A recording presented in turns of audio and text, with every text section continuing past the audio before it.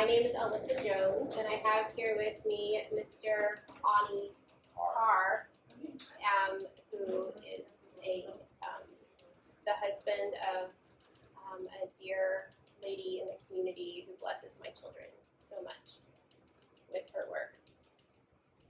And when I talked to Debbie earlier, she said that you might be interested in talking about the George H.W. Bush's administration.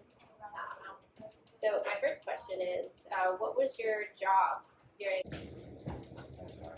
Say that. I was in consulting, and I was in aviation.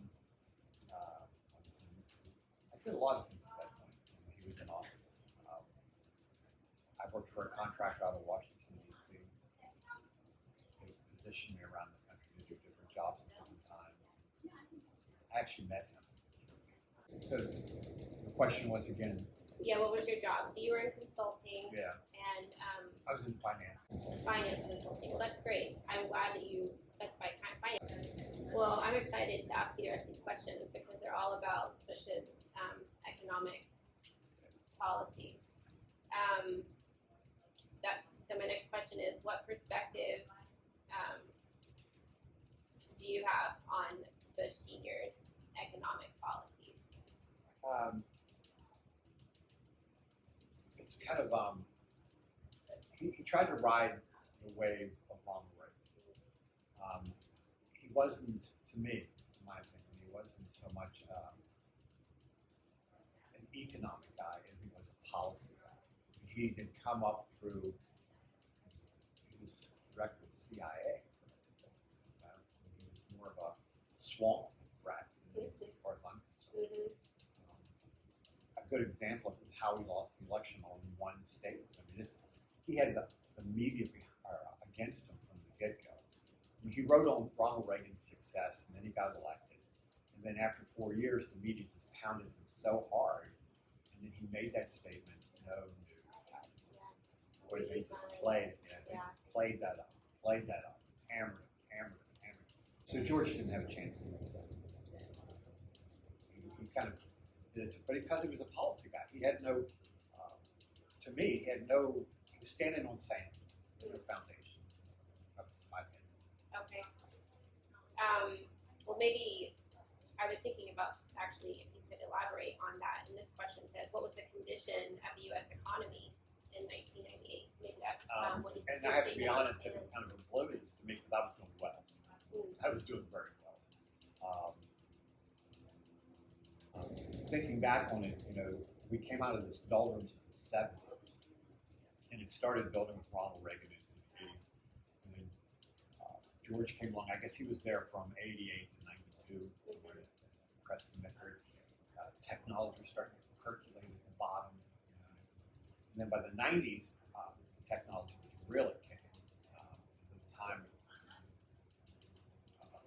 Clinton's era was over. We had the big balloon that blew up. The economy went to hell. So I would say that George Bush was inside the bubble, ready to pop. It did, like Ronald Reagan's economy really well. Yeah. And there's cycles. There are cycles. He rode on the coattails of Ronald Reagan into office, and he just couldn't handle the job. Bush was a weak president, as far as I'm concerned. So not just economics, No, just all around. All around. In my opinion, I mean, there's people that will argue that on the other side. Adam. Yeah, so I think that answers two of my questions, which was how was Bush's economic policy received? You kind of just said it was. When he was first elected, everybody thought it was going to continue on that Reagan trajectory, and that didn't happen. It got up there, and it was a 50-year plan.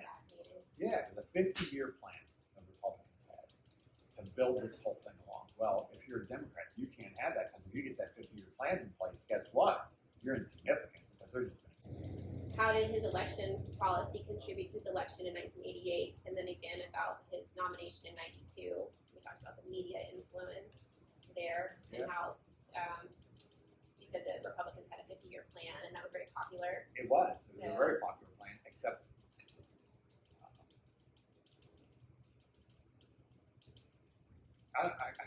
You might remember. How did it lay out with Congress? With Congress, I think they lost seats in '88. Yeah. So, and then I think that they further switched in the midterm elections. Right, and it wasn't until like '96 when they finally looked back. It's like 60 years. Yeah. So he was fighting against Yes, he was. Congress. But when Ronald Reagan was in office, he reached across the aisle to Tip O'Neill, Mm-hmm. the Speaker of the House, and they got stuff done.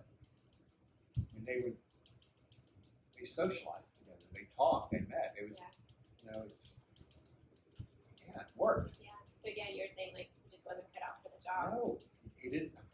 He was a power guy. I'm telling you, he was a power guy. He could have reworded "Read my lips, no new taxes." He could have said something about "I will not." So when Congress or the Senate did it, he could always say it wasn't me, but he didn't do it that way.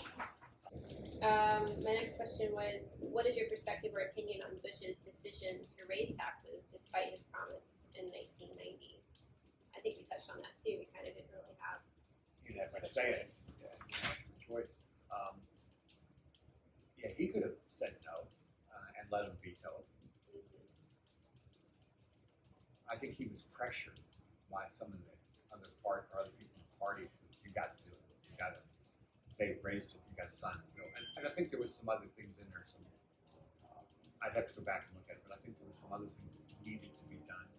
It's kind of like they rolled it in with a lot of other stuff. So it was a compromise. Yeah. And after he did it, they assured him that they would never use that against him because we need to get this done. And then, Of course, the blood sport begins. Yeah, well, that kind of leads to my next question: is do you think that there were alternative options to the economic challenges Bush could have or should have explored? Yeah, I mean, no new taxes. He should have cut taxes. Ronald Reagan cut taxes. Do you know what the median tax rate was when Ronald Reagan came about?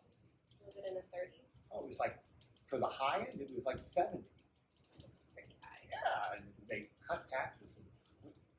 You know, there's an old saying, you can't get a job from corporate. That's true. You get a job from a rich guy. Yeah. So when you cut taxes across the board, and the top guy, even if he gets a small tax break, that's extra money in his pocket to do what? He wants to grow his money, so he's going to plan it back in. So the more you cut taxes, the more you give people. You know, we lost control of the tax situation after the Civil War, and then again in the 20s. Okay, next question. Okay. See, I have two more. How did Bush's presidency affect the national economy? Which I think you touched on. You know, to be honest, I got to be really honest with you. I'm in my 30s at that time. I'm doing great at work. To me, my job and I really exploded in the 80s. I really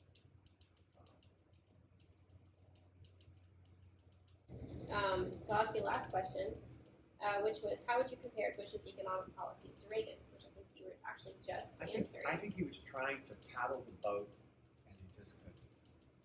He had his own people. He didn't keep everybody from the Reagan administration. A lot of people left.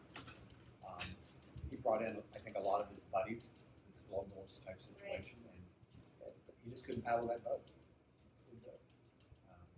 They had a plan, like I said, a 50-year plan, and everyone, you and I, the same way. Somebody could say, here's the blueprint, this is what we're going to do, and you want to add your touch to it. You know?